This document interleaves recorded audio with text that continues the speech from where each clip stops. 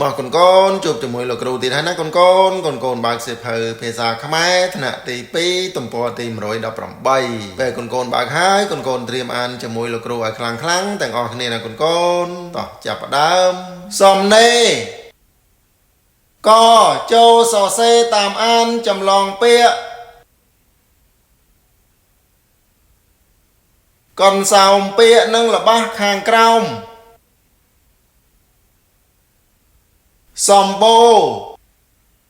មាតុភូមិឆាត់អៃដរអាកាសប្រយោជន៍ខ្មែរយើងពេញចិត្តនឹងដើមត្នោតណាស់ព្រោះវាជាសម្បត្តិធម្មជាតិតាំងពីដូនតាមក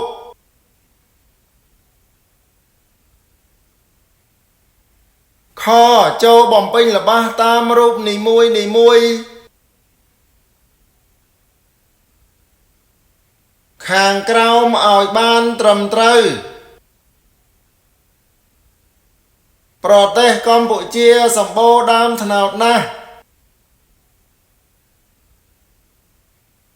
ត្នោតមានប្រយោជន៍ច្រើនយ៉ាងការវាគេគៀបយកទឹករំងាស់ធ្វើស្ករ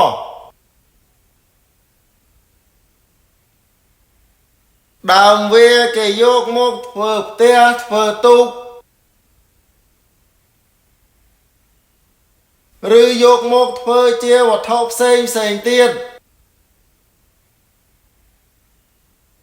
ពូសានកំពុងអមទូករបស់គាត់ធ្វើពីដើមត្នោត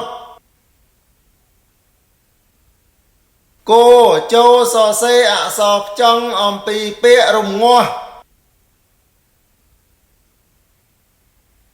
មកកូនជួបជាមួយលោកគ្រូទៀតហើយណាកូនបើកសៀវភៅភាសាខ្មែរថ្នាក់ទី2ទំព័រទី118ពេលកូនបើកហើយកូនត្រៀមអានជាមួយលោកគ្រូឲ្យខ្លាំងទាំងអស់គ្នាណាកូនតោះចាប់ផ្ដើមសំណេរកចូលសរសេរតាមអានចម្លងពាក្យ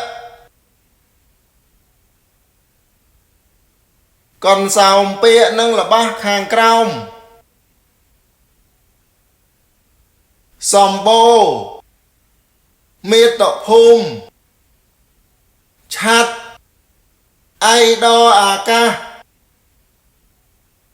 ប្រយោជន៍ខ្មែរយើងពេញចិត្តនឹងដើមត្នោតណាស់ព្រោះវាជាសម្បត្តិធម្មជាតិតាំងពីដូនតាមក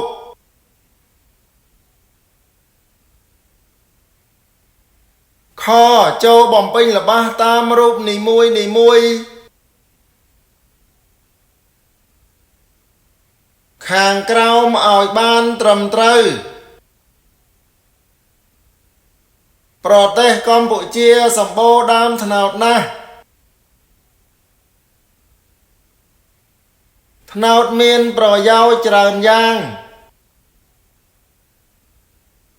ការវាគេគៀបយកទឹករំងាស់ធ្វើស្ករ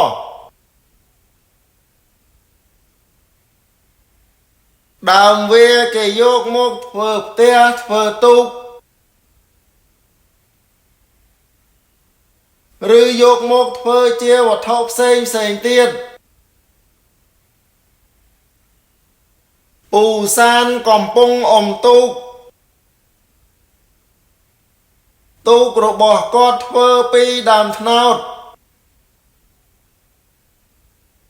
គោចូលសរសេរអក្សរផ្ចង់អំពីពាក្យរំងាស់